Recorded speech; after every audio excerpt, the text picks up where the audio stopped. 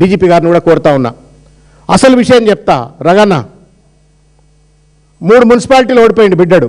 సిగ్గు లేదు, మోక తలకాయ ఎడబెట్టుకోవాలనో తెలియదు. ఆయనకు ఎప్పుడో జరగవలసిన మున్సిపాలిటీ ఎన్నికలు వాళ్ళని అదిరించి బెదిరించి రెవెన్యూ అధికారులను, ఎంఆర్ఓలను, ఎన్నికల అధికారులు అందరినీ తుంగలో దొక్కి ఆగమాగం చేసి వాళ్ళను అంత అతలాకుతలం చేసినప్పటికీ కూడా గెలిచిన బిడ్డలంతా నికార్సుగా నిలబడ్డారు.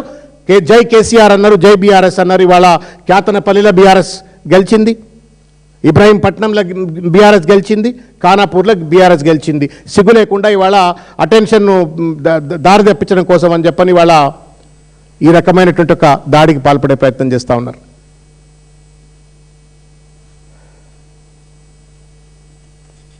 ఆరు గ్యారంటీలను బొందబెట్టిండు, అడ్డగోలు దోపిడికి తెరలేపిండు, ఢిల్లీలకు గులాం లెక్క పనిచేస్తున్నాడు, కేరళ ఎన్నికలకు సంచులు మోస్తున్నాడు, ప్రశ్నించే గొంతుకలపైన దాడి చేస్తున్నాడు.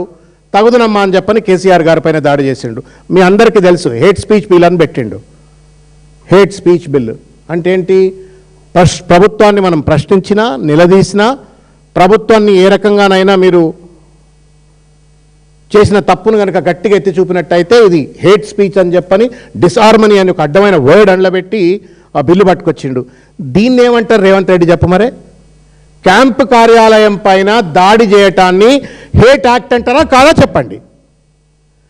If hate speech is a crime, hate act ఎందుకు క్రైమ్ కాదు చెప్పండి రేవంత్ రెడ్డి గారు.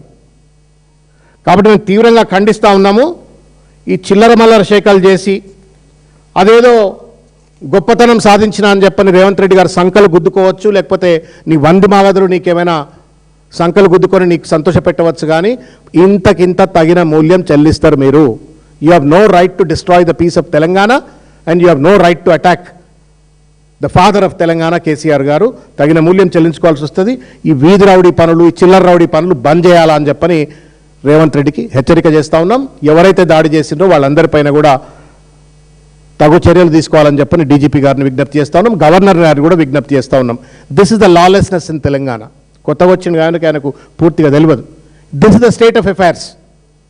ఆయనకు పూర్తి సమాచారం పోతుందో పోదో నాకు తెలియదు, ఎవరు చెప్తారో చెప్పరో నాకు తెలియదు, కానీ మీడియా వాళ్ళని కొంచెం రాస్తే మీ గవర్నర్ గారు తెప్పించుకోవాలని చెప్పని గవర్నర్ గారికి అప్పీల్ చేస్తున్నా.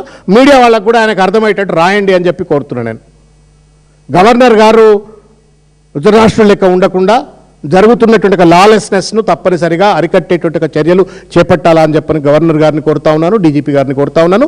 రేవంత్ రెడ్డికి మాత్రం తప్పనిసరిగా కర్రు కాల్చి వాత పెట్టే రోజులు దగ్గరలో ఉన్నాయి. ఈ రౌడీ రాజకీయం గనక బంద్ చేయకపోతే తగిన మూల్యం చెల్లించుకోవాల్సిన పరిస్థితి ఏర్పడుతుంది.